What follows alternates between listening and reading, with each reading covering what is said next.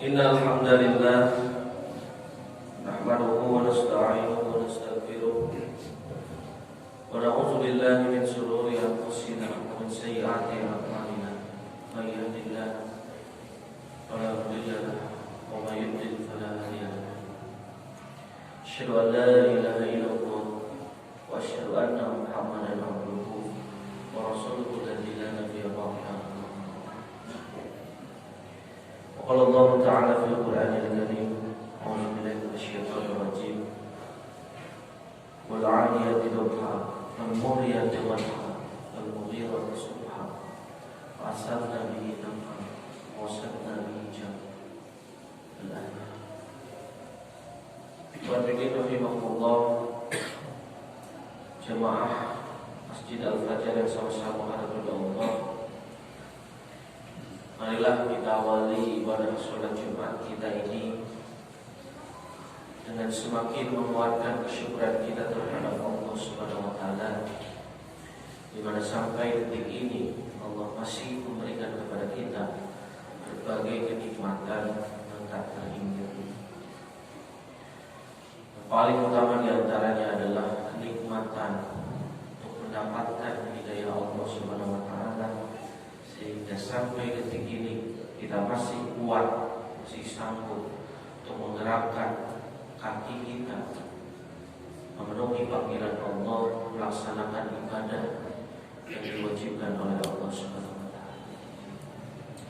Rasa syukur ini pun mestinya berbeda dengan kesyukuran kita di beberapa bulan yang lalu, di mana kita merasakan melalui hikmah pandemi yang Allah amanahkan sebagai musibah untuk menguji kelas kita di hadapan Allah, di mana kita rasakan bahwasanya ibadah berjamaah itu bukan sekedar ingin, bukan sekedar mau kita, tapi ada ridho Allah Subhanahu wa Ta'ala yang merestui apakah ibadah tersebut bisa kita laksanakan atau tidak.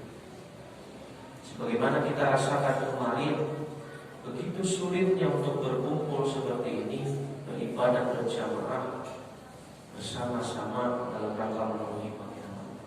Maka mudah-mudahan kesyukuran yang kita mulai muhasabah dan kita mulai ingat minimal di 1 minggu terakhir ini, mudah-mudahan semakin menguatkan kita, mengokohkan jalan ketakwaan kita di sisi Allah, yang nantinya akan menjadi alasan bagi Allah Subhanahu wa Ta'ala masukkan kita kepada surga Allah Subhanahu wa Ta'ala. Hadirin rahimahullah, berbicara mengenai kesyukuran, berbicara mengenai bagaimana kemudian dari kesyukuran tersebut lahir totalitas serta loyalitas dalam menjalankan kehidupan dan menjalankan ibadah kepada Allah. Allah Subhanahu wa Ta'ala memberikan satu gambaran terhadap kita bagaimana kemudian kita sebagai manusia seringkali meluputkan hal-hal yang sebetulnya jadi alasan kuat bagi kita untuk tetap teguh, tetap konsisten berjuang di jalan Allah Subhanahu wa Ta'ala. Hal ini bisa kita bandingkan, kalaulah kemudian kita ditanya sudah sejauh mana usaha kita dalam rangka memenuhi kebutuhan keluarga kita, kebutuhan rumah tangga kita, kebutuhan istri kita, kebutuhan anak kita. Tentu yang dipastikan bahwasanya kita senantiasa berupaya memenuhi hal-hal tersebut dalam pemenuhan yang maksimal, dalam pemenuhan yang ada di ikhtiar yang optimal. Tapi berbeda hal atau seringkali tidak berbanding lurus ketika pertanyaan tersebut kita ganti dengan sejauh mana kita sudah mengupayakan yang terbaik untuk Allah Subhanahu wa ta'ala, mengupayakan lewat ibadah kita, mengupayakan lewat kesyukuran, mengupayakan lewat kesabaran, mengupayakan lewat keistiqomahan. Tentu di beberapa kondisi tidak semaksimal bagaimana upaya kita dalam rangka mempertahankan kebutuhan keluarga, kebahagiaan keluarga. Padahal Ikhwan Fillah rahimahullah, posisi kita di hadapan Allah adalah jelas sebagai Abdul. Posisi Allah di hadapan kita adalah jelas sebagai Rabb, sebagai Khalik yang menciptakan, Rabb yang mengurus, yang mengatur berbagai hal selama kita telah diciptakan oleh Allah Subhanahu wa ta'ala. Kita sebagai Abdul, sebagai hamba yang pada hakikatnya tidak punya kuasa selain dari apa yang ditentukan oleh Allah Subhanahu wa ta'ala. Nah, realita ini rahimahullah diabadikan, digambarkan oleh Allah dalam sebuah surat, tepatnya surat ke-100, surat yang sudah kita hafal bersama, yaitu surat Al-An'am, di mana dalam surat ini secara gaya bahasa Allah menjadikan salah satu makhluknya sebagai alat sumpah. Dalam bahasa Al-Quran, ketika Allah bersumpah atas sesuatu,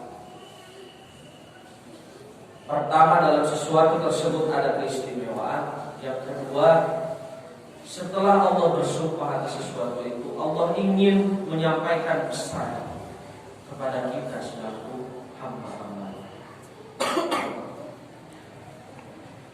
Yang pertama, Allah bersumpah atas nama Al-Adiyat. Al-Adiyat kita artikan sebagai seekor hewan, yaitu kuda. Namun dia bukan kuda biasa, dia adalah kuda perang.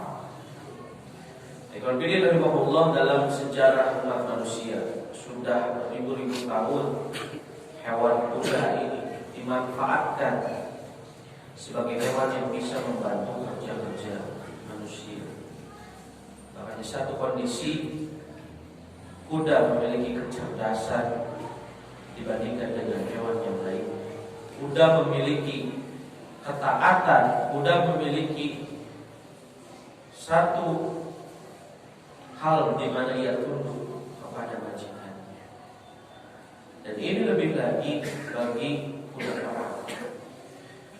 Maka kemudian Al-Quran menggambarkan proses di mana kuda perang yang dirawat oleh majikannya ini dipersiapkan, dilatih, diurus tubuhnya, badannya, makannya, tempat kandangnya, untuk kemudian bisa diharapkan membantu majikannya dalam rangka menjadikan satu pasukan yang kuat.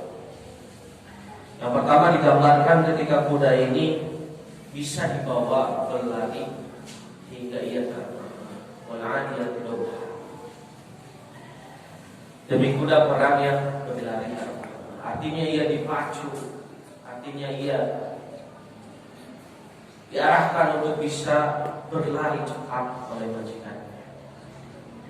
Wal-muriyati qadha, sehingga ketika lari-larinya kencang, lari-larinya cepat sampai kuku kakinya memercikkan api, saking kencangnya dia berlari.